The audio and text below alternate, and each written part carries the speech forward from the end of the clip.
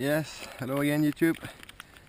I'm gonna show you my second EDC knife for the day, which is a neck knife from Amtech with a kydex sheet, acid stonewash blade, 440C stainless steel, and Tanto blade style on it.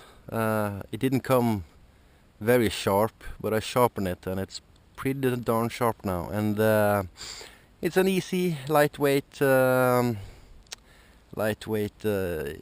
knife.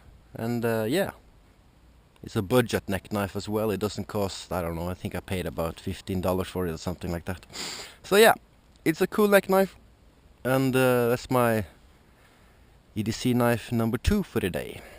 Yes, have a good day YouTube.